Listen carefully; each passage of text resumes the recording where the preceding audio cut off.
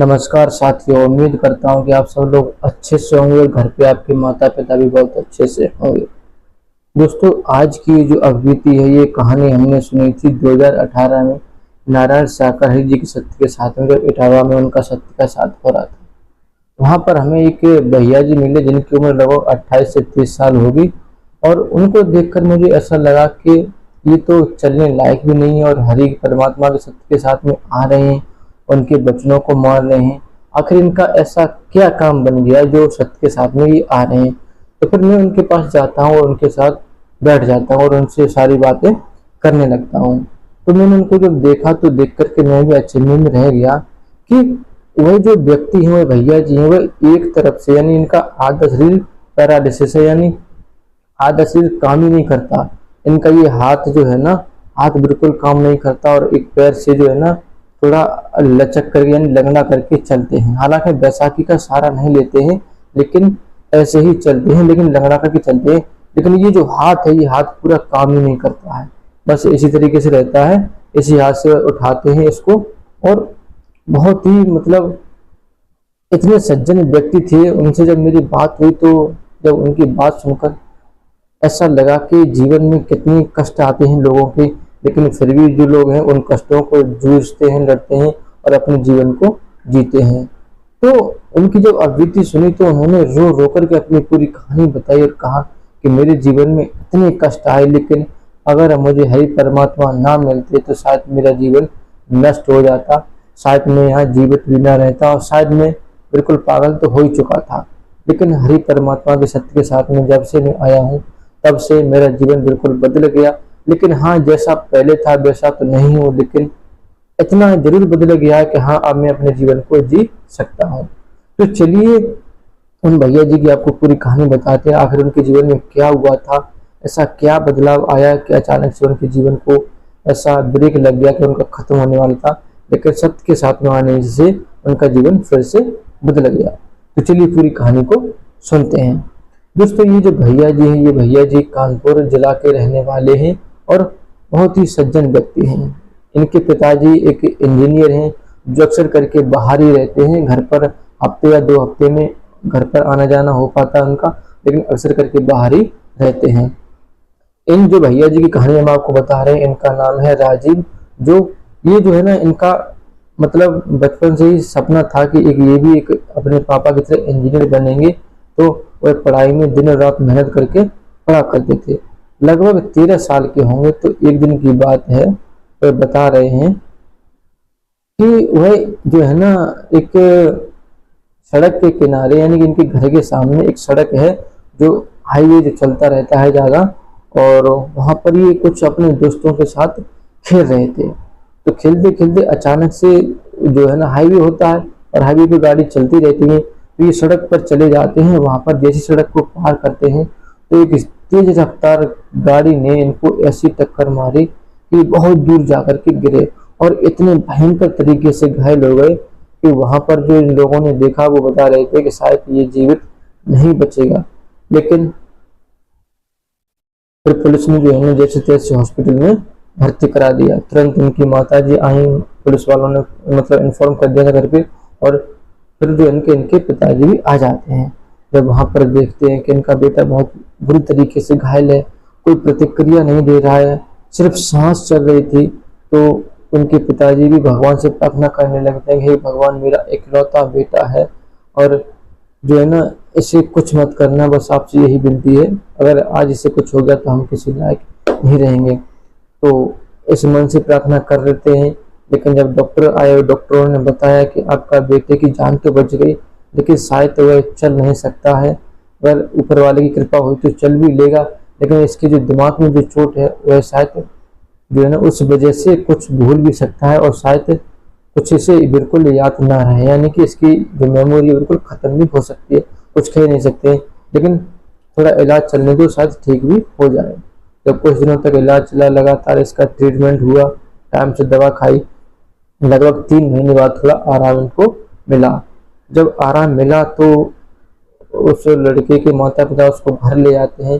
जब घर ले आते हैं तो देखा कि वह जो है ना जो पहले जैसे था बिल्कुल वैसा नहीं है।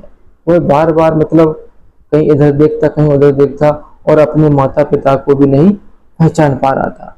तो उसके माता पिता भी बहुत घबरा जाते हैं कि आखिर ये पहचान क्यों क्यों नहीं पा रहा है, इसको हम समझा रहे हैं, लगता है इसकी मेमोरी जो है ना मतलब खत्म हो चुकी है, डॉक्टरों ने पहले ही बता दिया था। और उसके माता पिता बहुत रोते हैं, आखिर क्या करूं क्या ना करूं, इकलौता बेटा है, कहाँ जाऊं, कैसे ठीक होगा। तो वह जगह जगह अच्छी से अच्छी डॉक्टरों को दिखाने लगे, क्योंकि इंजीनियर थे, पैसे की अपार मतलब पैसे की कोई कमी नहीं थी, और अच्छे से अच्छे डॉक्टरों के पास ले जाने लगते हैं, वहां पर दिखाते हैं, ये डॉक्टरों को भी दिखाते हैं। तो उनके कुछ दोस्त हैं वो बताते हैं कि हो सकता है कि कोई मतलब ऊपरी चक्कर हो या कोई वैसा मतलब चक्कर हो, तो तांत्रिकों के पास दिखाओ, शायद तांत्रिकों की वजह से आपका बेटा ठीक हो जाए।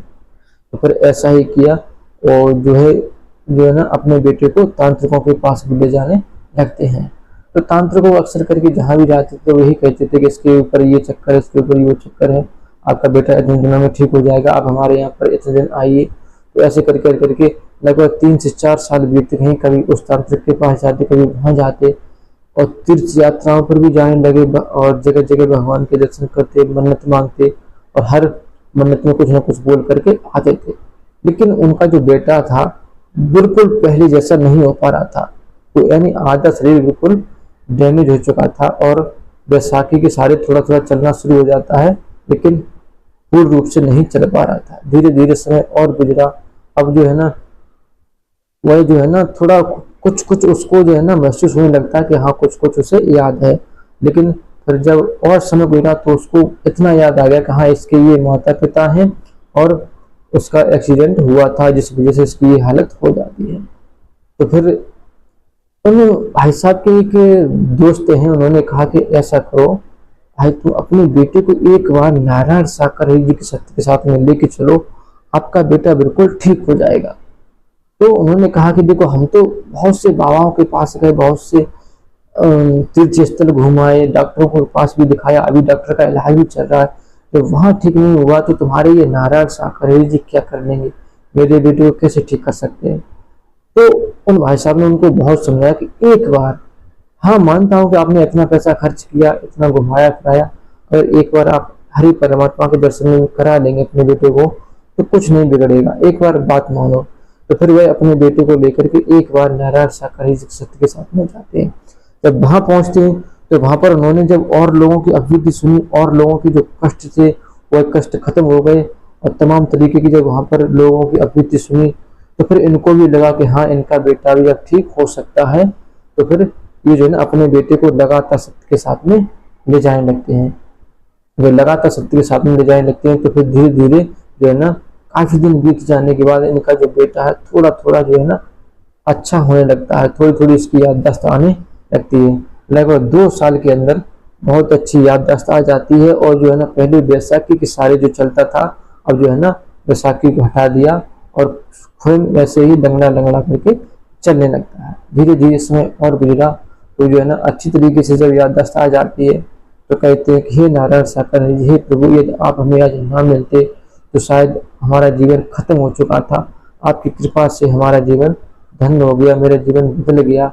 अब मैं आपका कभी भी जो है ना दर नहीं छोड़ सकता हूँ, आपके ही चरणों में रहूंगा, और आपके ही वचनों का हमेशा पालन करूंगा और लोगों को बताऊंगा। और उनके माता पिता जो है ना हर मंगलवार को जहाँ कहीं सत्य का साथ होता था वहां पर जाते थे। तो ये अभिवृद्धि थी उन भाई साहब की जो मुझे उन्होंने अभिवृद्धि बताई, और बड़े रो करके उन्होंने अभिवृद्धि बताई, अपनी दुख भरी कहानी बताई।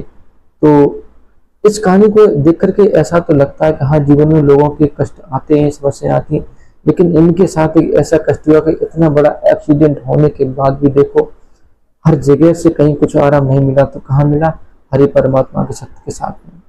तो ये कहानी उन्होंने बताई तो मुझे लगा आप लोगों को भी बतानी चाहिए कि लोग कहते हैं कि सत्य के साथ में जाने से कुछ नहीं होता, तो ये होता है, लेकिन होगा तभी जब मन से वचन से जो है ना अपने मन में लगन लगा लोगे तो कुछ होगा, वरना जीवन में कुछ बदलाव नहीं होने वाला, आप कितना भी कहीं भटकते रहो।